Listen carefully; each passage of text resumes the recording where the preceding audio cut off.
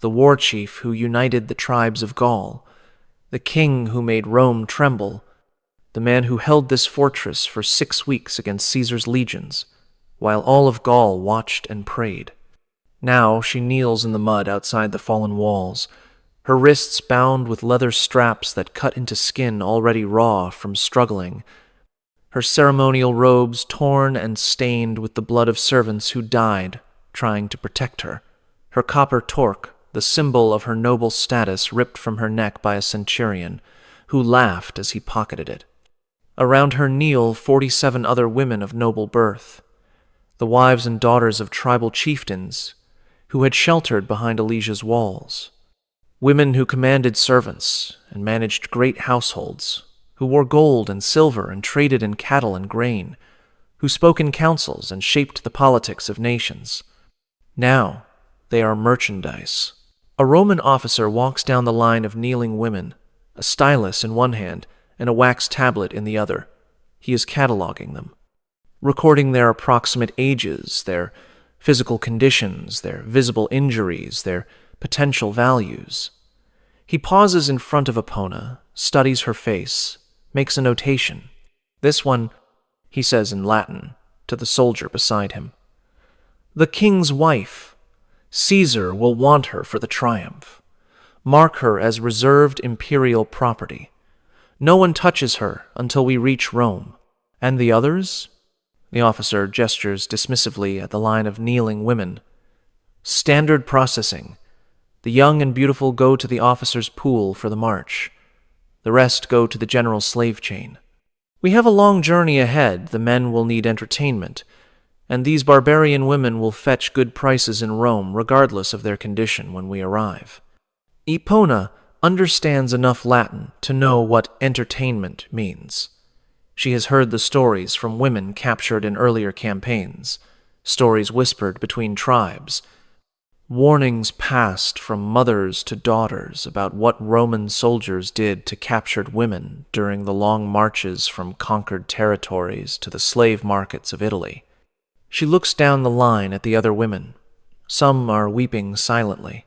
Some are staring at nothing, already retreating into themselves. A woman she recognizes, Brigantia, wife of the chieftain Commius, is clutching her belly, and Epona realizes with horror that Brigantia is pregnant, perhaps 5 or 6 months along. "My lady," Brigantia whispers, her voice barely audible. "What will they do to us?"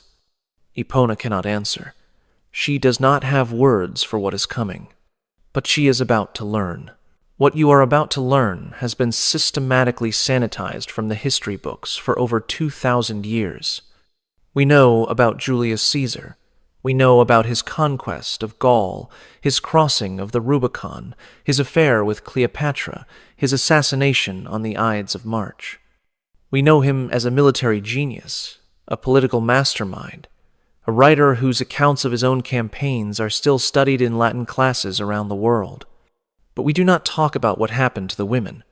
Caesar's own writings, the Commentari de Bello Gallico, record that, during his 8 years of campaigning in Gaul, his legions killed approximately 1 million people and enslaved another million.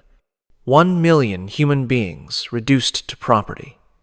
And among those million enslaved were hundreds of thousands of women, wives and daughters of defeated warriors, women of noble families and common households alike, women who became the spoils of a war they never chose to fight. Tonight, you will learn what Caesar's system did to those women. You will learn about the processing camps where captured women were sorted like livestock, categorized by age and beauty and potential function. You will learn about the long marches from Gaul to Rome, where women were available to soldiers as entertainment for journeys that could last months. You will learn about the triumph ceremonies where noble women were paraded through the streets of Rome in chains, displayed as proof of Caesar's victory before being sold at auction. You will learn about Epona of the Arverni, who was 24 years old when her husband surrendered at Alesia, who watched the fortress burn while Roman soldiers catalogued her like merchandise, who would spend the next 6 years waiting to be paraded through Rome before learning what fate Caesar had chosen for her. Subscribe if you want to understand this hidden history. Comment below telling me where you are watching from. Because Epona has just been collared as imperial property, and I am going to tell you exactly what that meant, what the processing involved, what the march required, what the triumph displayed, what the auction determined. But first I need to warn you. This history is not the romantic adventure that Hollywood depicts. This is not the noble conquest that Latin textbooks celebrate. This is what actually happened to real women. Women with names and families and lives that were stolen from them by a man we still honor with a month on our calendar. I am going to tell you the truth about Caesar's treatment of captured women. I am going to be specific because these women deserve to have their experiences acknowledged accurately. And I am going to make you understand that when we celebrate Caesar's military genius, we are celebrating a system that processed hundreds of thousands of women through institutionalized horror. Let us begin. The Roman system for processing captured women had been refined over centuries of conquest. It began in the immediate aftermath of battle, when the fighting was over and the looting began. Roman military regulations preserved in texts that historians have studied extensively specified exactly how captured populations were to be handled. The process was not chaotic. It was administrative. It was efficient. It was designed to extract maximum value from defeated enemies while maintaining order among victorious troops. The first stage was called the sortitio, the sorting. Within hours of a fortress falling or a battle ending, Roman officers would establish processing areas where captives were brought for evaluation. Men were separated from women. Women were separated from children. The elderly and the visibly sick were often killed immediately.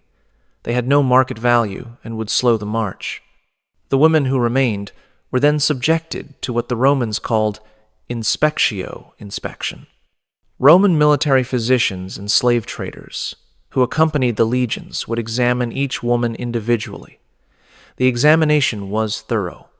It assessed age, physical health, visible injuries, and what the Romans called serviceability, a clinical term that encompassed fertility, beauty, and suitability for various forms of labor, including domestic service, agricultural work, and what Latin texts euphemistically called bodily service. Modern historians who have analyzed these procedures recognize them as systematic dehumanization, the deliberate transformation of persons into property through bureaucratic process. Psychologists identify specific trauma responses that such processing induces: dissociation, learned helplessness, and what contemporary clinicians call identity dissolution, the breakdown of the victim's sense of self under conditions of total powerlessness. The inspectio took approximately 15 to 30 minutes per woman. During this time, they were required to stand naked, while strangers evaluated their bodies, touched them to assess muscle tone and skin condition, examined their teeth and hair, and made notations that would determine their fates. Women were then assigned to categories. The first category was reserved for women of exceptional beauty or high noble status. These women were marked as potential tribute to commanders, potential gifts to political allies, or potential attractions for the Roman triumph, the ceremonial parade through Rome that celebrated military victory. They would be held separately, protected from the common soldiers, fed adequately to maintain their appearance. The second category comprised young, healthy women suitable for domestic service or for sale to wealthy households. These women would be held in general custody during the march, but would be protected from excessive damage that might reduce their sale price. The third category included women deemed suitable for what the records call camp service, a term that meant they would be made available to soldiers during the journey. These women were considered expendable. Their market value was already discounted. What happened to them during the march would not significantly affect the profits they might generate. The fourth category comprised women whose age or condition made them marginal. They would be sold cheaply at provincial markets rather than transported all the way to Rome. Many of them did not survive the march. Approximately 80% of captured women fell into the third or fourth categories. Only 20% received any form of protection during the journey to Rome. This was the system that Epona entered when the collar closed around her throat. Let me tell you now about what happened during the inspection at Alesia.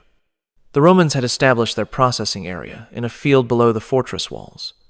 Wooden stakes had been driven into the ground in rows, with ropes strung between them to create holding pens. Captured women were brought to these pens in groups of 10 or 20, made to wait until the inspectors were ready for them. Epona was pulled from the line of kneeling nobles and taken to a separate area, a tent that had been erected for the evaluation of high-value captives.